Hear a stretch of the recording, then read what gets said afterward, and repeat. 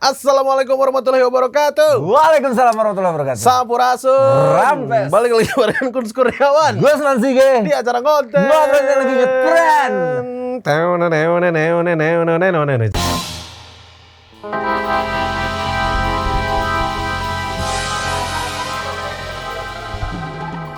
Jreng.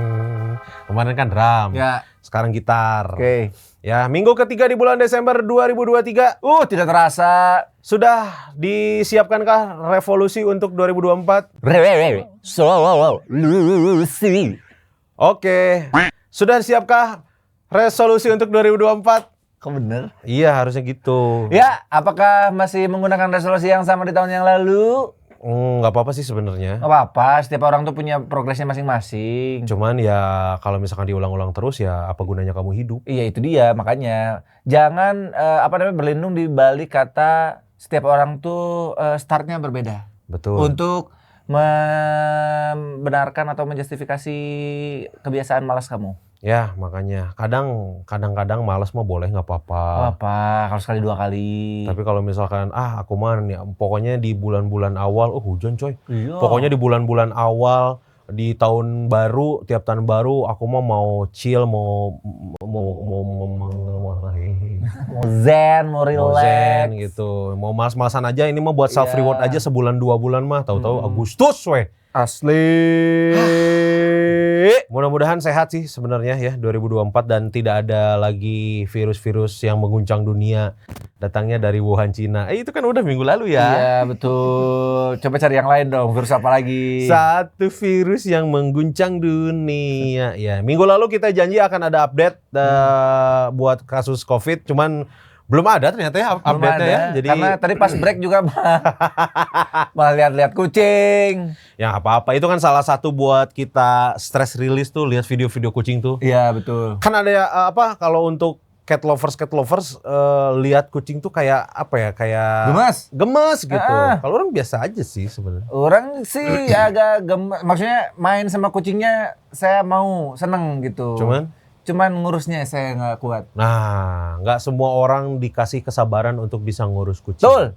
Dan buat orang yang suka street feeding.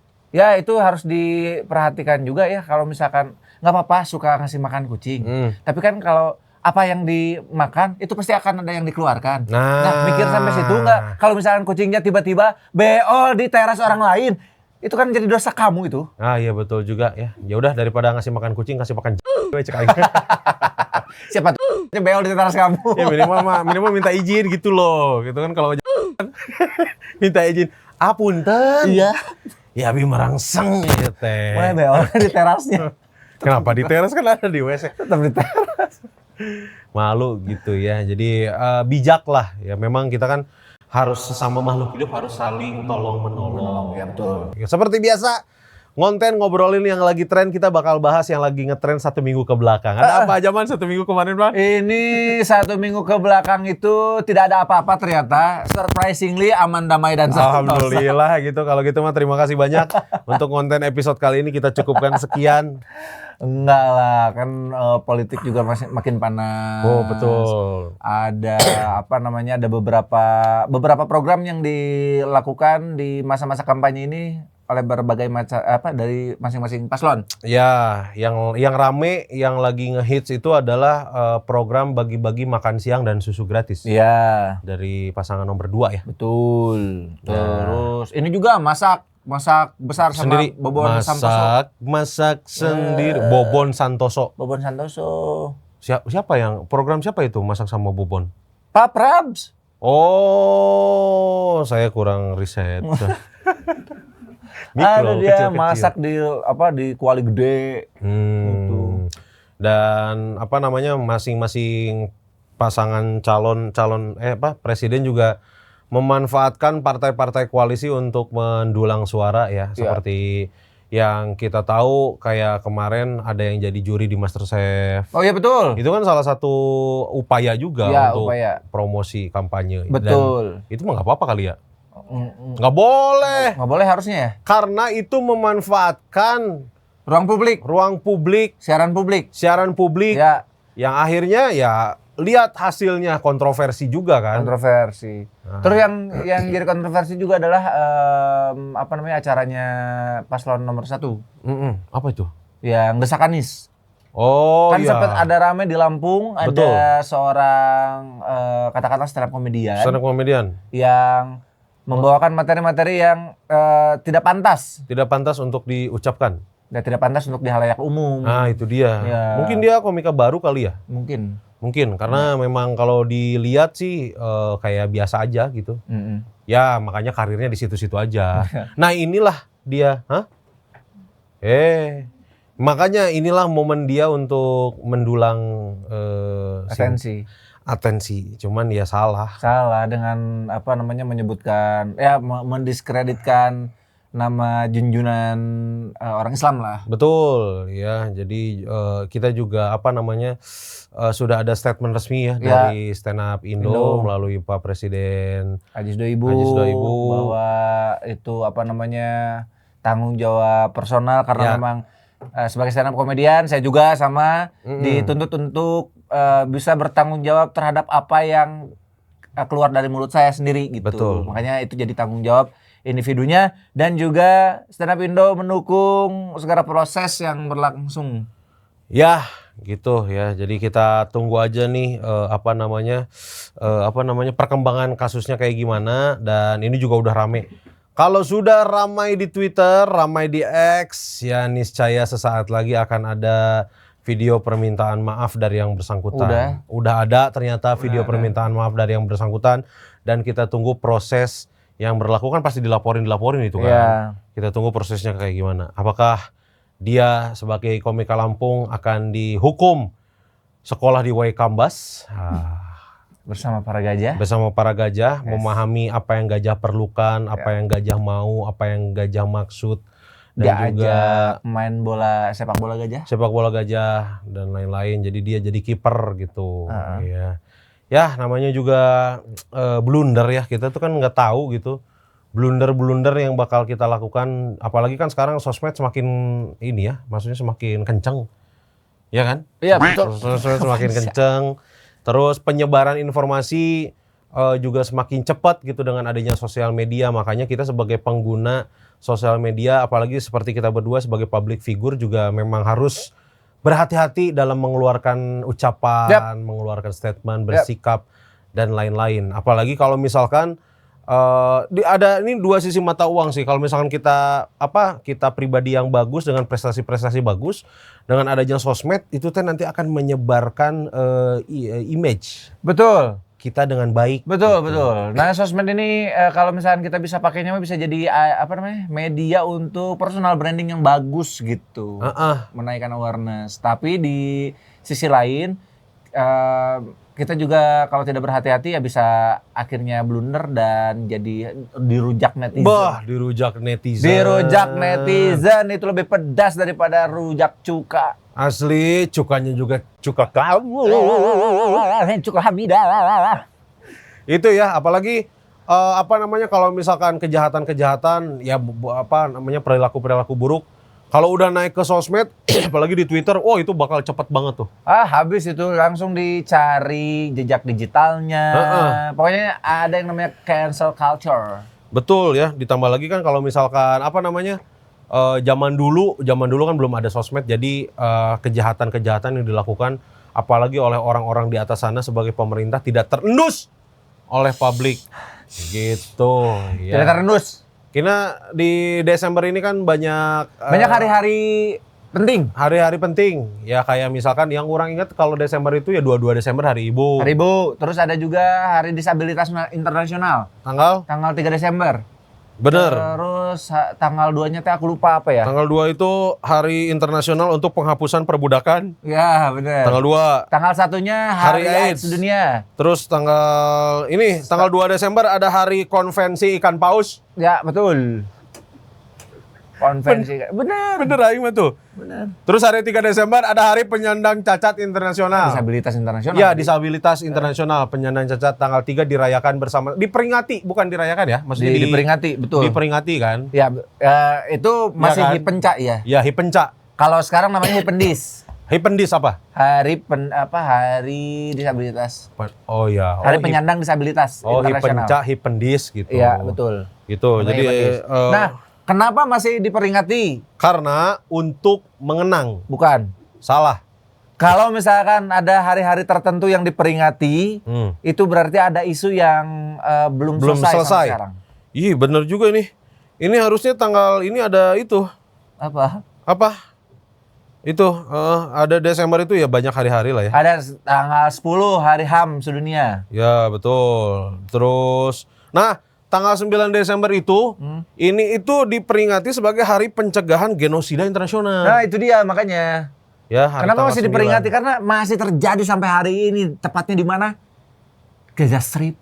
Yes, di Gaza Strip masih terus-menerus dibombardir oleh penjajah.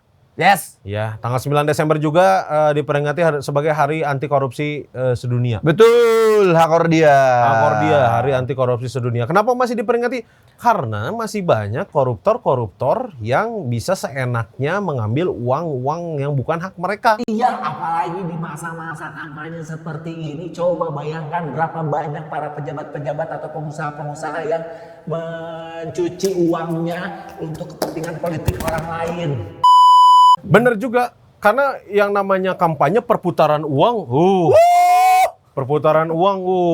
bakal makin muter lagi. Makanya ini harus selalu diperingati untuk menjaga awareness juga dari masyarakat bahwa korupsi masih mengintai negara kesatuan Republik Indonesia. Jangan kan gitu, kemarin kan ketua KPK-nya aja ditangkap. Ditangkap itu gara-gara pemerasan terhadap Syahrul Yassin Limpo. Asli, kan pemerasan sama dengan korupsi tidak? Iyalah. Korupsi, ketua KPK. Ketua KPK. Komisi Pemberantasan Korupsi. Itu tuh, aduh nggak habis pikir.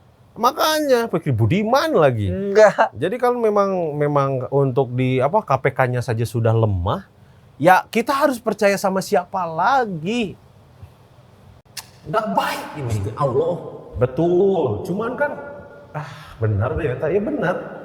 Kita serahkan semuanya kepada Allah Subhanahu wa taala untuk menunjukkan siapa-siapa saja sosok-sosok koruptor bobrok yang masih bebas berkeliaran di Indonesia. Betul, dan khusus di konten kali ini kita akan mendedikasikan episode kali ini untuk mengingat jasa-jasa para koruptor biar setiap orang tidak lupa dengan kejahatannya.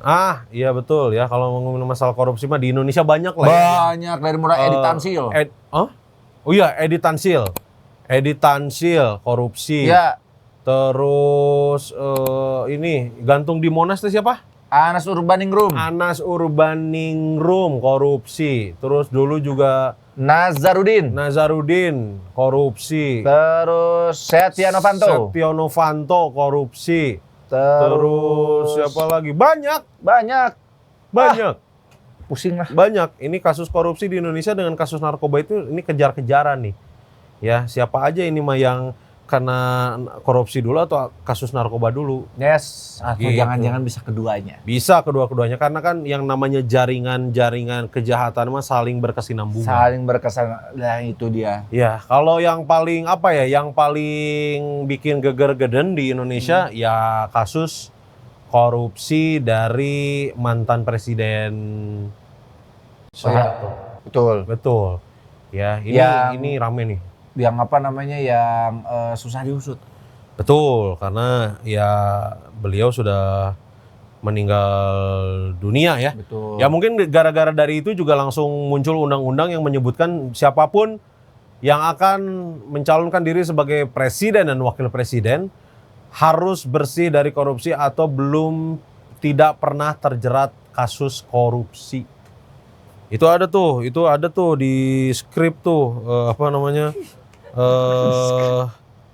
ini pasal 169 UU nomor 7 tahun 2017 tentang pemilihan umum ya. Jadi salah satu kriteria yang harus dipenuhi calon kepala negara dan wakil kepala negara adalah tidak pernah mengkhianati negara dan tidak pernah terlibat dalam tindak pidana korupsi maupun tindak pidana berat lainnya. Jadi harus bersih. Ya. Itu makanya ini kan baru dikeluarin tahun 2017 tuh. Ya mungkin karena memang sejarah-sejarah masa lalu yang kelam tentang korupsi di Indonesia. Nah, untuk itu juga ada sebuah lembaga yang bernama Transparency International melalui laporan korupsi global via Forbes. Dia merilis daftar presiden paling korup sepanjang masa dengan rincian sebagai berikut. Ush, on the spot dong. Enggak, ini mah kita harus bacain. Yaudah. Kita harus bacain ini. Oke. Tim terbatas, bro. Yang pertama ada mantan presiden kedua Republik Indonesia, ada Bapak Soeharto. Ya, jadi ini ada Pak Soeharto yang menjabat sebagai Presiden Republik Indonesia selama 32 tahun. Terhitung dari tahun 1967 sampai dengan 1998. Ya, jadi Bapak pembangunan itu diduga Bapak pembangunan itu diduga menggunakan Oke, Bapak pembangunan itu diduga menggelapkan uang hingga sekitar 200 sampai 500 triliun. Triliun, Bos. Jadi ini Soeharto resmi ditetapkan sebagai tersangka penyalahgunaan dana yayasan sosial yang didirikannya dan dinyatakan sebagai terdakwa berbarengan dengan pelimpahan berkas perkara ke Kejaksaan Tinggi Jakarta tahun 2000. Tahun 2000 diusutnya. Jadi seiring dengan diusutnya kasus ini juga kesehatan dari Pak Soeharto semakin menurun. Iya, benar. Sampai akhirnya memilih jalan untuk meninggal dunia. Enggak, bukan memilih jalan, memang takdirnya. Ditakdirkan untuk meninggal dunia. Iya, 10 tahun setelah lengser dari presiden beliau meninggal. Betul ya, dan ya maksudnya jadinya nggak tuntas gitu, nggak harum gitu. Oh iya betul. Meninggalkan jejak yang kurang enak lah ya. Bener, sayang sekali. Andai saja dosa korupsi bisa dilimpahkan ke keturunan. Tapi ya dia jadinya tergugatnya turun ke anaknya. Iya gitu? Iya. Oh, iya. 5 anak Soeharto kecuali Hutomo Mandala Putra atau Tommy Soeharto resmi menggantikan ayahnya sebagai tergugat perkara Super Semar pada tahun 2008 lantaran Bapak Soehartonya meninggal dunia. Oh itu ya, jadi ya mau nggak mau ya terima nggak terima ya Tommy Soeharto harus kecuali karena kan Tommy Soeharto punya kasus sendiri. Iya betul, yang tiba-tiba berubah nama jadi Indra. Asli yang ini apa? Nembak ya? Nembak itu ya, nembak jaksa kalau salah. Aku suka kamu. Dor gitu ya. Gitu ya. Jadi anak-anaknya dari Pak Harto ini harus menanggung dosa dari bapaknya sendiri. Itu yang akan selalu diingat. Orde lama Orde baru ternyata udah baru ya. Jadi kisah lama maksud aing deh. Kisah lama Orde Baru tentang ke-32 tahunan kepemimpinan Soeharto dengan 500 triliun penggelapan dana. Ya, ini nggak tahu kasusnya sampai sekarang jalan nggak? Nggak tahu. Yang tahu boleh kasih komentarnya ya. Ya, gitu. Itu dari Indonesia. Nah, ternyata korupsi itu bukan budaya Indonesia. Masa sih? Di negara-negara lain juga kalau udah berhubungan dengan uang, hijau mata orang. Pasti matanya hijau, pakai soplen. Bener. Ini salah satunya adalah mantan presiden Filipina periode 1972 sampai 1986, Ferdinand Marcos. Di Filipina juga ada korupsi. Ya, dengan jumlah uang yang berhasil dikantonginya mencapai 5 sampai 10 miliar US dollar atau 133 triliun rupiah. 133 triliun dikantongi. Iya. Kantongnya segede naon itu? Segede pisan. Alam semesta ada. Sini gunung bohong. Gunung bohong gede sih bener. Iya, dan ini teh dengan nilai segitu di tahun 86. Itu gede banget itu. Gede banget itu. Segede apa? Segede banget. Yang sealam semesta ada? Ada. Tapi selain korupsi ya, si Ferdinand Marcos juga terseret dalam beberapa kasus kekerasan hingga penangkapan paksa. Penangkapan paksa kan sempet rame di Indonesia ya. Iya, Pak. Itu yang pakai tato ditembak sama Petrus. Penembakan misterius. Tembok imah batur, pagar imah batur tiba-tiba ditembok. Bukan gitu, penembakan. Ada yang tatoan tiba-tiba dikaprot. Pakai semut. Srek. Kamu tidak boleh tatoan. Saya dari tim penembakan misterius.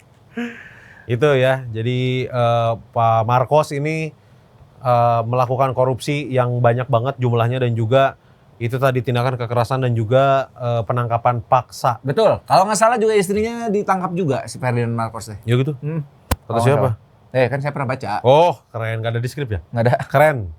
Ya, itu dia dari Filipina juga ternyata penguasa-penguasa di sana tergiur dengan uang. Ini ya. dari 72 sampai 86 berapa tahun tuh berarti? 72 sampai 86 berapa tahun itu berarti? 6 tambah 8. 14 tahun berkuasa. Ya. Dalam waktu 14 tahun saja bisa meraup. Meraup begitu banyak uang. Betul, ya. Dan nggak tahu kondisi Filipina waktu itu kayak gimana. Apakah sudah ada Christian Bautista saat itu? Masih kecil kayaknya. Bisa. Masih kecil. Terus, Cuman banyak Pinoy lah ya. Ya, betul. Itu presiden yang korupsi. Yang pertama dari Indonesia, yang kedua dari Filipina. Yes. Yang ketiga ini ada mantan presiden yang korupsi juga. Mantan presiden Kongo. Ya, ini mantan presiden Kongo tahun 1965 sampai dengan 1997. Ada yang namanya Mobutu Sese Seko. Jadi Mobutu Sese Seko Itu. ya, Mobutu Sese Seko ini terkenal sebagai presiden yang korup Ya, dan dia brutal. berhasil. Betul. Karena dia berhasil mengkorupsi beras. Hah? Sehingga warga itu bisa makan.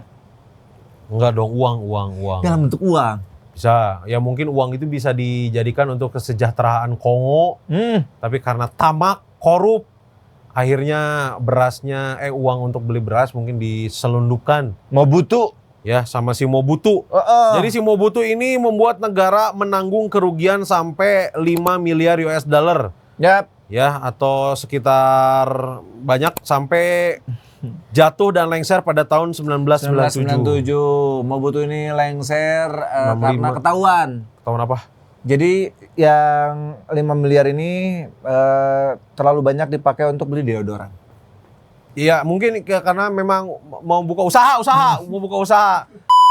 Karena memang di sana tuh asasnya adalah asas persaudaraan, man, kekeluargaan. Gitu. Jadi kalau makan nggak makan asal ngumpul. Brotherhoodnya kalau di Afrika ya kayaknya brotherhoodnya lebih tinggi daripada di benua Eropa atau di Amerika. Ya, Karena di Eropa kayaknya lebih individualis daripada di Afrika. betul. Semuanya bersatu padu untuk mencapai Afrika Maju 2045. Yes. Menuju Afrika Emas. Itu di Kongo. Selain di Kongo juga mantan presiden Nigeria tahun 1993 sampai 1998 namanya Sani Abacha. Sani Abacha. Ya. Ketika menjadi orang nomor 1 di Nigeria, jadi beliau ini dikenal sebagai diktator ulung. Diktator dewa. Penindasan yang tidak segan dilakukan termasuk membunuh. Si Sani ini diduga berhasil memperkaya diri hingga Susah sisi. Iya. Iya bisa tuh. Pak atau ya Pak Sani, nggak enak. Mang Sani ini diduga berhasil memperkaya diri hingga 5 miliar US dollar atau 66 triliun rupiah dalam waktu sekitar 5 tahun. 93 sampai 98 ya? Oh iya. Ini maksudnya di negara-negara Afrika aja masih ada korupsi ya? Iya.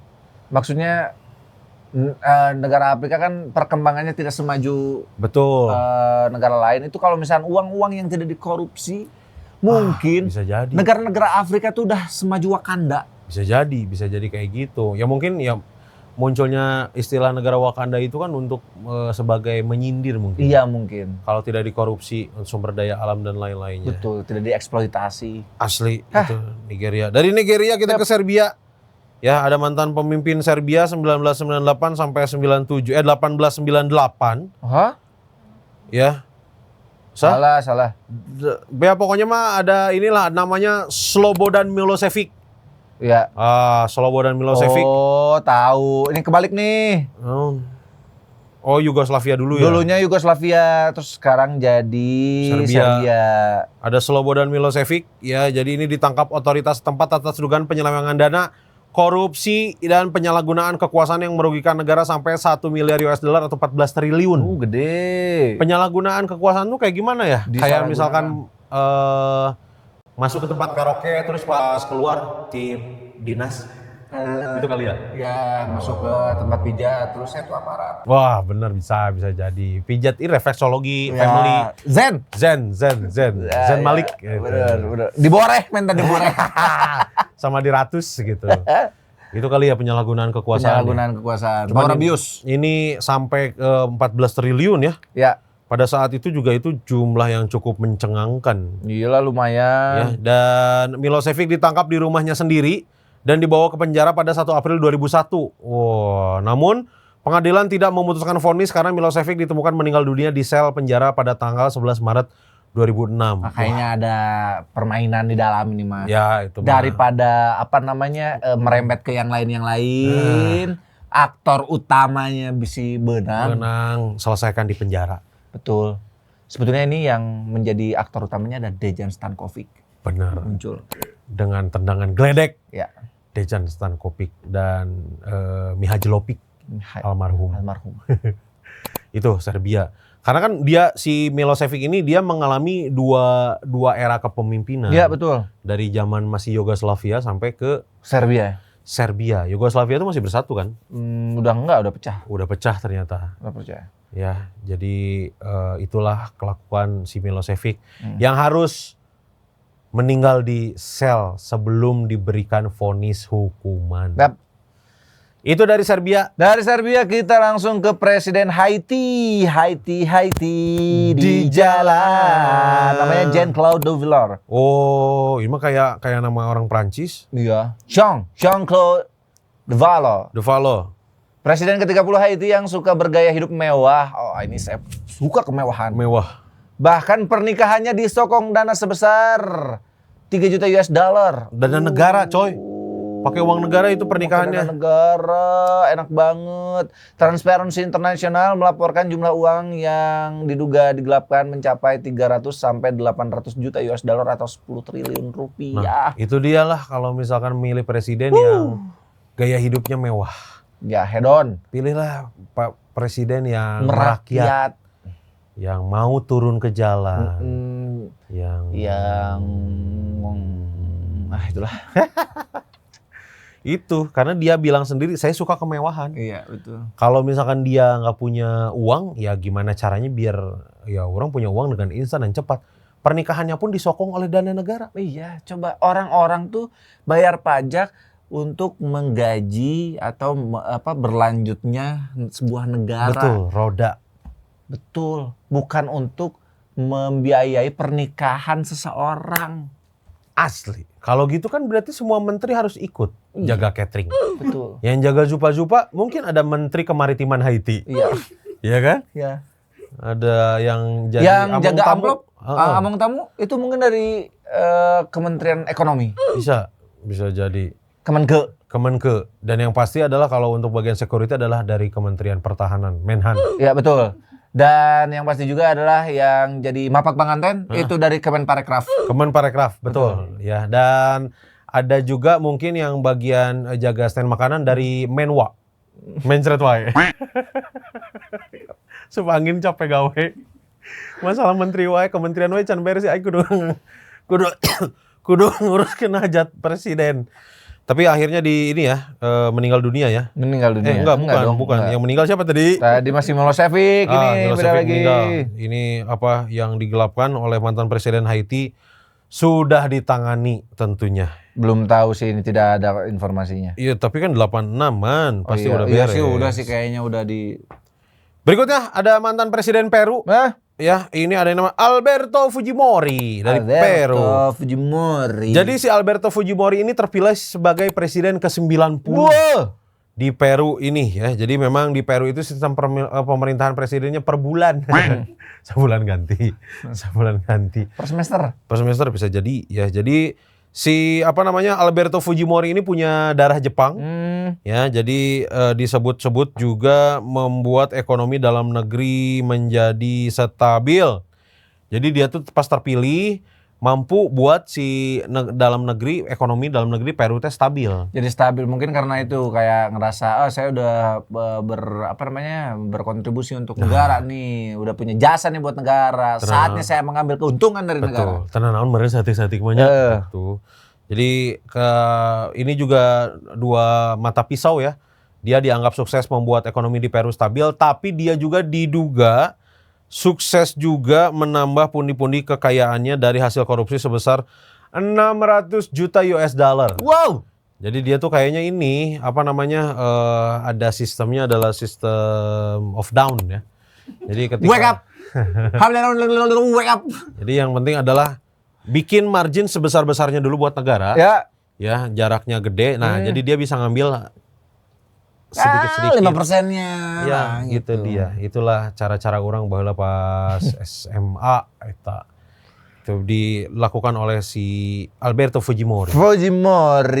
Padahal si Alberto Fujimori geus dianggap pahlawan ya kudu Iya, tuh harusnya mah ekonomi stabil gara-gara Pak Berto.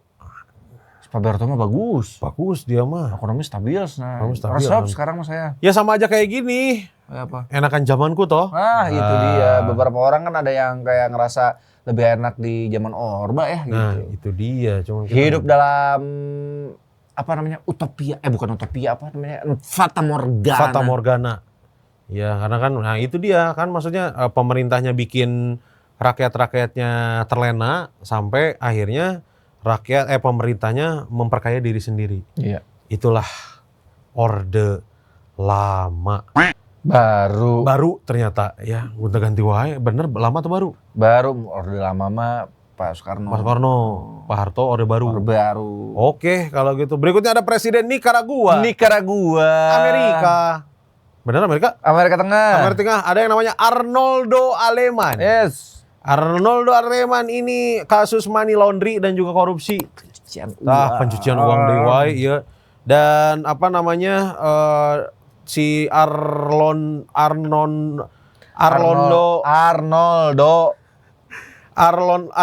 Aleman ini presiden 97 sampai 2002 ya, terseret kasus korupsi dan money laundry 97 sampai 2002 ya. Jadi 5 tahun. Diduga si Pak Arlondo ini menggelapkan dana sampai 100 juta US dollar. Ya, langsung si Arlondo ini dijebloskan ke penjara dan dipenjara selama 20 tahun. 20 tahun. Kenapa nggak dihukum mati ya? Nggak tahu. Kayak di beberapa. Nggak ada yang bisa ngebunuh kali di sana ya? Di Nicaragua. Nicaragua baru dengar juga ada. Ada di Amerika Tengah itu dekat-dekat Colombo. Kayaknya. Adrian Colombo. Muncul lagi Adrian Colombo. Itu ya. Jadi langsung itu mah diadili dan juga dieksekusi penjara. Betul. 20 tahun. Cuman kayaknya untuk 100 juta US dollar kurang. Harus ada efek jerak untuk terpidana korupsi ini. Harus dihukum seumur hidup. Dan dimiskinkan. Dan setiap hari harus mendengarkan 5 jam lagu Cocomelon. Asli. Ya. Aduh pusing. Mas, lieur bener. 5 jam sepoe, abis itu boleh beraktivitas gitu. Nah, itu dia. Kita ke Afrika lagi. Ada terakhir. Udah ternyata karena namanya sama. Ya, baru ini namanya sama. Itu dia mantan presiden di seluruh dunia yang terjerat kasus korupsi. Korupsi. Yang mana ini kan banyak yang bilang kalau misalnya korupsi itu harus di stop dari generasi muda ya. Iya. Ya cuman gimana caranya? Harusnya kasus korupsi ini langsung dimasukkan ke kurikulum pembelajaran dan masuk ke anak-anak sekolah. Betul. Karena ternyata korupsi itu dimulai dari hal-hal kecil. Misalkan korupsi waktu. Ya. Korupsi waktu itu adalah kalau misalkan kita janjian jam 10. Gitu kan maksudnya? Harus tepat waktu jam 10. Janganlah diundur-undur 5 menit lagi dipas-pasin, nggak bisa. Iya benar. Dan ciri-ciri orang sukses itu adalah dia tidak memperdulikan menit dan jam. Ketika dia bisa berangkat jam 10.47, dia berangkat. Iya, betul. Tidak harus nunggu 10.50. Enggak. Itu ciri-ciri orang sukses. Benar. Ciri-ciri orang sukses seperti itu. Tidak mementingkan waktu dan jam. Dan juga ini untuk para aparat kepolisian yang menanggung yang mengurus kasus-kasus korupsi, ini harus ada hukuman yang membuat efek jerak. Ya, betul. Ya. Misalkan, yaitu tadi dipenjara seumur hidup. Kalau tidak memenuhi syarat untuk hukuman mati ya dipenjaralah seumur hidup. Dimiskinkan sekeluarga-keluarganya, semua miskin. Semua jadi manusia silver. Dibuatlah KPK sempat menjadi algojo terdepan untuk memberantas korupsi. Asli, sampai akhirnya KPK dilemahkan. Terus dengan tes wawasan kebangsaan TWK. Betul. Terus diadu-adukan dengan kepolisian. Dihembuskanlah isu-isu bahwa akan menjadi Taliban. Itu dia. Kita sudah salah, teman-teman. Tugas kita sebagai generasi muda, 36 muda nggak ya? Masih muda. Tugas kita sebagai generasi muda, memutus rantai korupsi. Mulai dari mana? Mulai dari diri sendiri kalian aja. Iya. Salah satu menghilangkan kebiasaan korupsi adalah jujur, menanamkan sikap jujur. Ya, jadi dekatkan diri kepada. Ingat, kalau misalkan kamu menemukan dompet di jalan yang bukan milik kamu, itu bukan rezeki. Sok gitu. Bener. Konsep rezekinya jangan dibolak-balik. Kalau misalkan nemu dompet di jalan, dilihat KTP-nya, oh ini tahu alamatnya di mana, kirimkan. Ketika diberikan imbalan, ini buat kamu, itu rezeki. Itu baru rezeki. Tapi kalau udah diambil dulu nih 50.000, itu bukan rezeki. Bukan, itu mah sama dengan maling. Jangan gitu, Kun. Ini rezeki, ini rezeki karena tergeletak di motor saya. Rezeki dong. Ya kan aman kalau ini ya, karena bukan dompet. Kan kita nggak tahu, kalau dompet kan ada SIM, STNK gitu. Kalau ini kan nggak ada namanya, ini mah aman. Berarti ya karena ada di motor orang, ya orang rezeki. Gitu ya. Sobat PR, ya, semoga kita semua dihindari oleh sifat-sifat tamak, rakus, greedy, dan juga tidak mempedulikan orang lain. Semoga kita dijauhkan, ya. Amin. Dan juga lingkungan kita juga semoga dijauhkan dari lingkungan kayak gitu, Karena mau nggak mau lingkungan berpengaruh, coy. Iya, berpengaruh tuh. Ini buat adik-adik yang masih sekolah. Kalau misalkan ada teman kamu yang jadi koordinator baju kelas, itu harus dipantau apakah uangnya dicoceng atau tidak. Asli. Jangan seperti Kenapa disebut namanya, anjing? Jangan, gak ada yang tahu, itu mah tokoh fiktif itu mah ya. Jadi mudah-mudahan kita terhindar dari korupsi kecil, sekecil apapun itu, korupsi waktu, korupsi janji, dan korupsi lainnya. Gitu para lajang, Sobat PR. Sobat PR. Ya, nuhun pisan sekali lagi yang udah nontonin episode kali ini. Jangan lupa buat buzzer-buzzer yang mau menghujat kita. Mungkin ada buzzer dari Presiden Kongo. Nah, iya benar. Ada buzzer dari, enggak gitu. Si Uwa eta mah teu kitu. Pas abi di Jair betul. Sok, ada pendukungnya Wasani tadi. Saha Wasani? Eta presiden siapa? Sani. Oh, betul. Si Kang Pasani, Presiden Nigeria. Ya. Sok, mana pendukung-pendukung buzzer-buzzer Kongo, buzzer-buzzer Zaire, dan buzzer-buzzer Nigeria. Bela mantan presiden kalian yang korupsi itu di komen. Buat Sobat PR yang mau kritik saran mah boleh. Ya, misalkan, itu bibirnya kemerahan ya, gitu. Itu katanya yang hoodie putih kok kelihatan yang ngantuk, emang ngantuk. Oh betul, karena di sini hujan. Iya, boleh komen di bawah ya buat Sobat PR juga. Jangan lupa di-share ke Instastories, like, follow, subscribe YouTube Pikiran Rakyat. Di-share ke stories ya, sosmed di @pikiranrakyat, Kun Kurniawan dan Gusman_Sige. Gitu ya. Kalau gitu kita berdua mau pamit dulu karena kita berdua mau bobo. Sampai ketemu lagi di konten episode berikutnya.